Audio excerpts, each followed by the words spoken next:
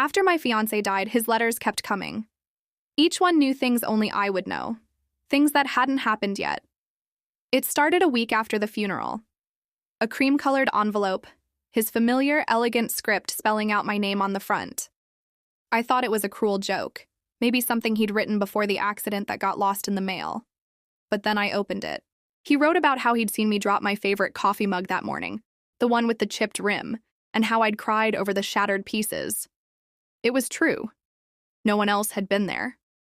The next letter arrived a few days later, casually mentioning the promotion I was about to be offered at work, a promotion I didn't even know was on the table. He was communicating with me from beyond the grave, and his words were painting a picture of my future before it even unfolded. At first, it was a comfort, a lifeline to the man I thought I'd lost forever.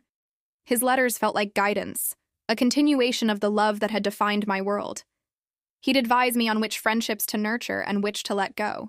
He'd hint at investment opportunities that always paid off. It was as if our love was so strong, not even death could sever the connection.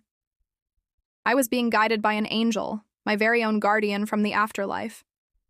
Or was I? The gentle suggestions soon started to feel more like commands. The letters grew more specific, more insistent, detailing what I should wear, where I should go, who I should talk to. The loving guidance began to feel like a cage, a sophisticated form of manipulation from a place I couldn't fight back against. The comfort curdled into a cold, creeping terror.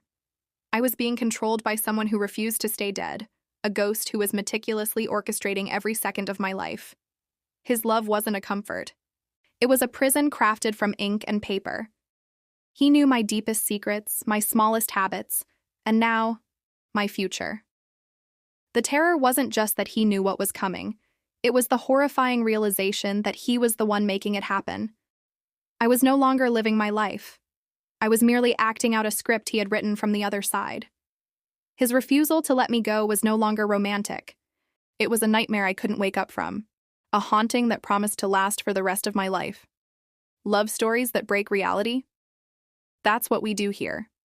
Subscribe for your weekly dose of dark romance. Would you want to hear from a dead lover? Comment your answer.